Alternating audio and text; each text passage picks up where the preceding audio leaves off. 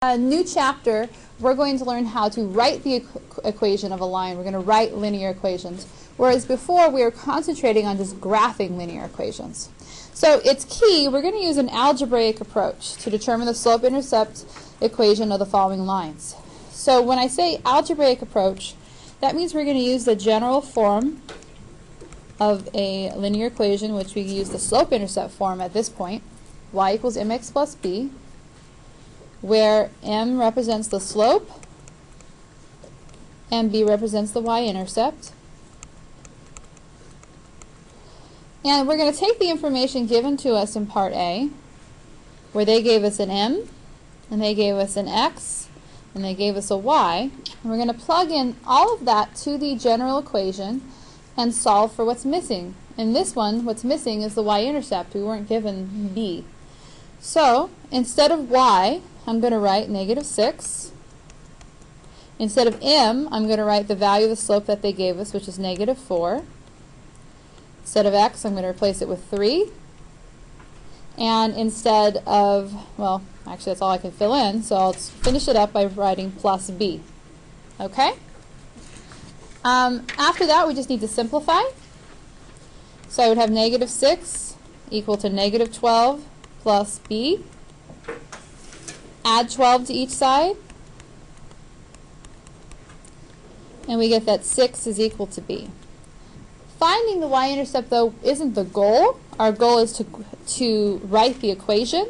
So when we write the equation, all we fill in for y equals mx plus b is the m and the b. So I'm going to write it as y equals -4x plus 6. That's our answer. This one also wants a graph. Because we have our equation in slope-intercept form already, that's how I'm going to do it. I'm going to put my first dot at 6. I'll count down 1, 2, 3, 4 over 1, and keep going. Count down 1, 2, 3, 4 over 1. And lastly, 1, 2, 3, 4 over 1. And use your straight edge. Well, my line's not so great, to connect the dots. Any questions so far on number 1? We kind of we did this problem a couple times in chapter 4. We previewed it. Now this one's a bit different. The line has a y-intercept of -7, so it tells us that b is equal to -7 and passes through the point 4, 3. So they give us an x and a y and a b, but they don't give us our m. So fill everything we know into the general form of the equation, slope-intercept form. We know instead of y, I'll write 3. We don't know what m is, but I like to put I'm going to put the x first and call that 4m rather than m4, just because we're used to writing the number as a coefficient first. And then instead of b, I'm going to write -7. You can write plus -7 as well. All right, so the opposite -7 is to add 7.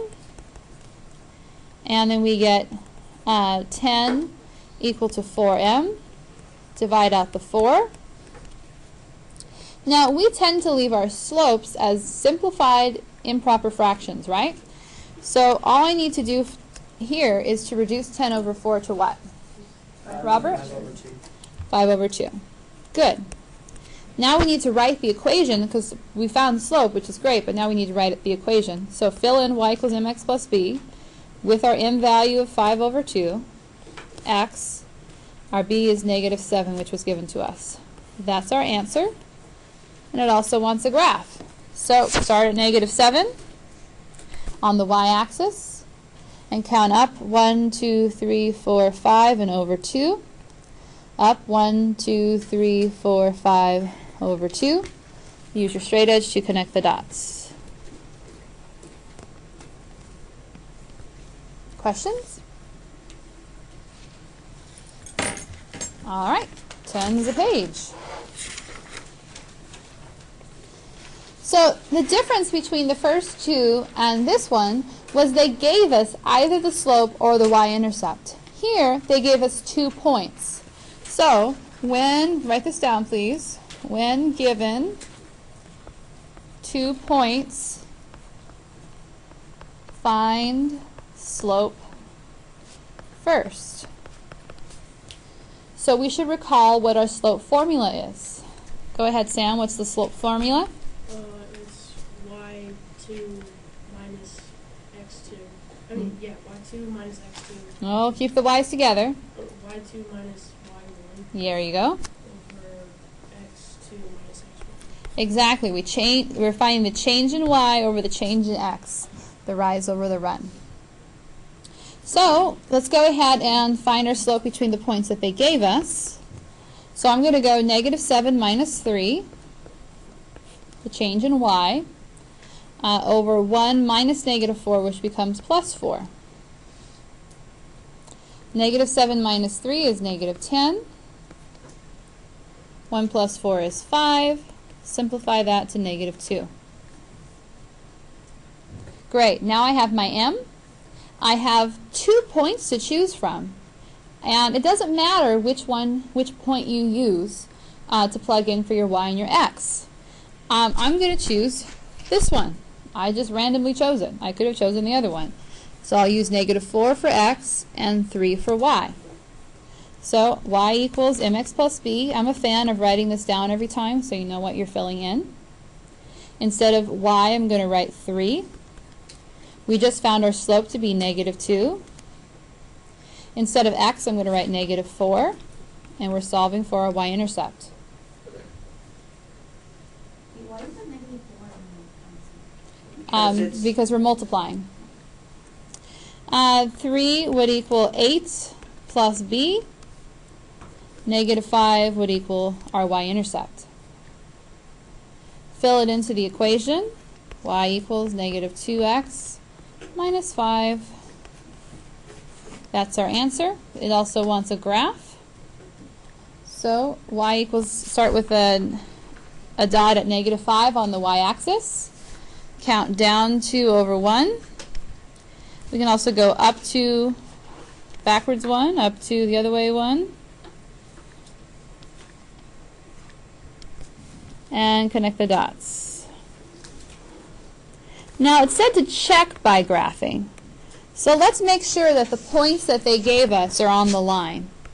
So -4 on the y-axis, up 3, yep, that's on the line, and 1 down 7.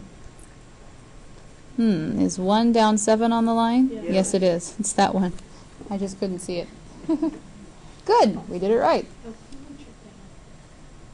How can we check it algebraically? You could plug in another, like plug in 1, 7, for example, into this. So I could say -7 equals -2 times 1 minus 5. Does that make sense? Yeah. -2 times 1 is -2, minus 5 is -7, so it checks out. Good question. Alright, so we're going to do that again, except this one says find an equation through the line for these 2 points, and then after that it wants us to see if this point is on the line. So we're going to first write the equation that contains these 2 points.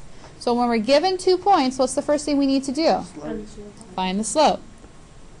M equals. Find the slope.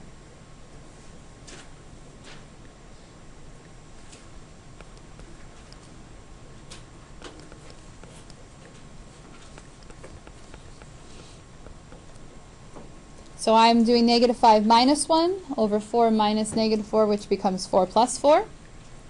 I get -6 over 8, which reduces to -3/4. Now it doesn't matter which point I choose. I'm going to use the first one, but like I said, it does not matter. So I'm going to say plug into y equals mx plus b. Instead of y, I'm going to replace it with 1. I have my m value of -3/4 times the x value, which is -4, plus b, which we don't know. So the 4's cross cancel, and we are left with +3 plus b. Negative times a negative is a positive.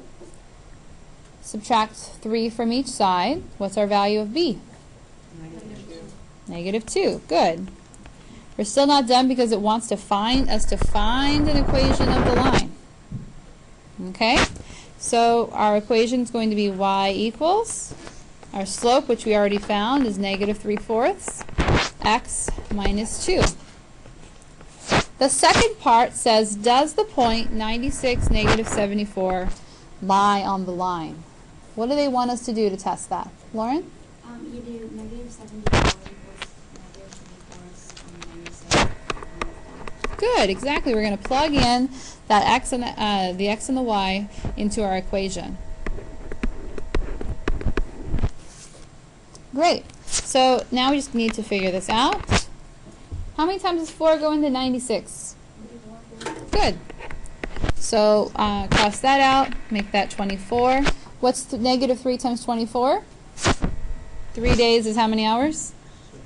72 hours. Negative 72 minus 2 is how much? Negative 74. So that's the type of work I would expect when you're plugging in a point and checking. All this says yes. 96 comma negative 74 is on the line. Any questions? All right, moving forward, and we'll show you how we can apply writing an equation with word problems. Okay, you definitely see this on homework and on tests and quizzes. Bill is a motorcycle salesman. Each day he earns a base salary plus an additional amount for each motorcycle he sells. We call this commission. So we have some incentive for not just showing up to work, but to actually sell some motorcycles. If he sells 3 motorcycles, he earns $170 for the day. If he sells 6, he earns $290 for the day. Who can tell me, from this information right here, 2 coordinates? Shelby, are you raising your hand? No. Oh, okay. Grace, you're raising your hand. It would be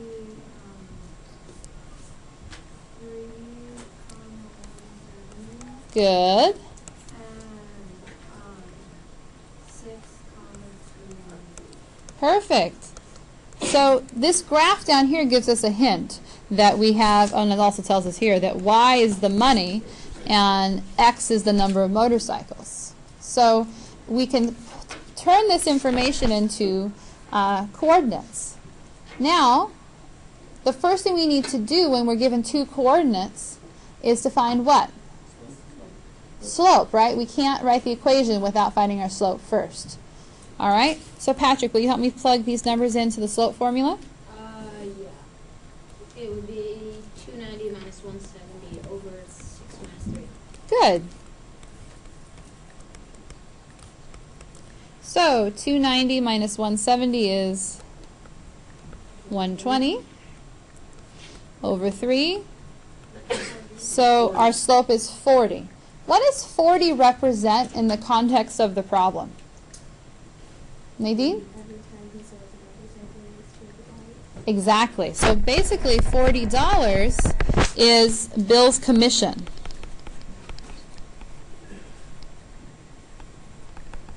Bill's commission per motorcycle. And it's also the slope of our equation. All right, now that we have our value of m, we need to plug in that m as well as 1x and 1y into our equation to find the y-intercept. So I'm just going to choose the first point. It does not matter which one you choose. All right, so I'm going to plug in 170 for y. I'm going to plug in our value for m, which is 40, times 3 plus b. Multiply, we would get 120. And Lane, can you tell me what my value of b is? B is 50. 50. Good. Wait, wouldn't the 120 be negative? No. I was just kidding. I thought the 3 was negative. It's not. So writing our equation, y equals 50. Oops. Doing it backwards. 40x plus 50. What does the 50 represent in the context of the problem? Gabby? How much he gets every day. Yes, $50 would be his base salary. So if just for showing up for work, he gets $50. If he sells more motorcycles, he gets more. All right, so let's go ahead and graph this. We know that our y-intercept is 50. Now, rather than using our slope, because look at this, we kind of have to guesstimate where plus 40 is. What I'm going to do is I'm going to plot these two coordinates. We know 2 points on the line. So I have my y-intercept. I'm going to put 170. So that's going to be about halfway here. And I'm going to plug 6 and 290, which is almost a 300, right? On these types of problems, when you have when your units don't represent just one, I think that's a little easier. If they give you coordinates, use them to make your graph. Okay? Use your straight edge, and we have a graph that represents the situation. We have one more question to answer, and it says, if Bill earns $530 in one day, how many motorcycles does he sell? Who can tell me how to set that up? Go ahead, Jack. 530 equals 40x plus 50. Good. So start by subtracting 50 from each side. You get 480 equals 40x. Divide out that 40. 48 over 4 is how much? 12. Now, because the question was expressed in words, we need to express our answer in words. So we would say, Bill sells 12 motorcycles. Questions, concerns, hopes, dreams, fears? One last problem. All right. Water in a pool is drained at a rate of 300 gallons per hour. 16 hours into the draining, the pool still contains 9,200 gallons of water. Who can tell me what is this 300 going to represent in the context of the problem? Robert? The slope. So when I say the slope is 300? Negative 300, because it's draining, meaning the volume of the pool is actually going to be decreasing over time.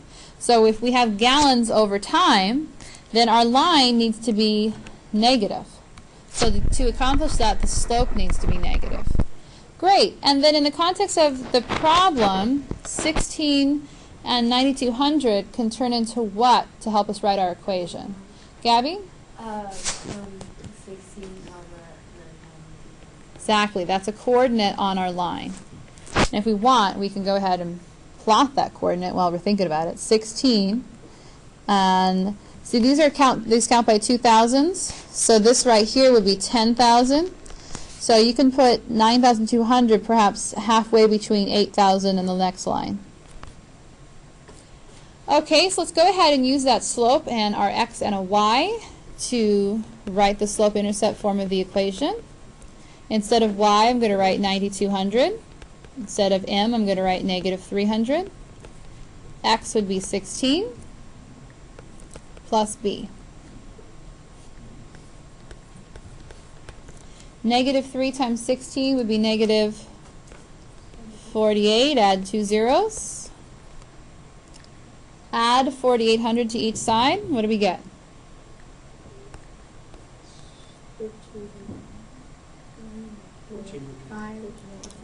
1,400? 14,000. Good. Now we can write our equation. So y equals negative 300 x plus 14,000. You guys, in the context of the problem, what does 14,000 represent? Nadine? Exactly. So that means the pool's original volume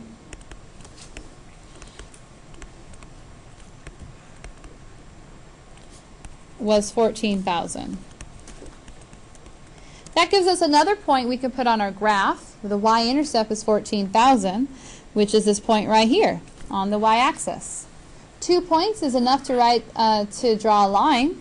So use your straight edge and connect the dots.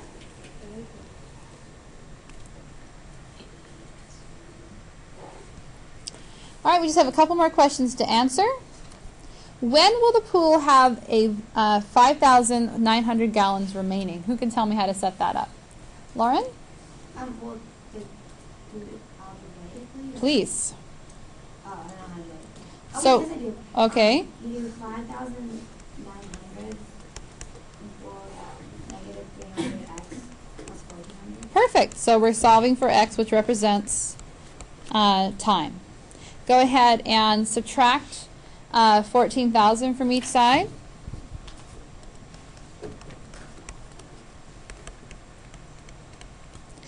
And we get negative 8,100 equals negative 300x. Divide each side by negative 300. Cross out some zeros. Negative over negative is a positive. 81 over 3 is 27. Good. Now, because the question was expressed in words, we need to express our answer in words. So we would just say 27 hours. You have to use units when appropriate. We knew 27 times 3 was 81 because 3 to the 4th is 81. Okay, one last one. How many gallons are in the pool after it's draining for 40 hours? Who can set that one up for me? Go ahead, Shelby. Okay.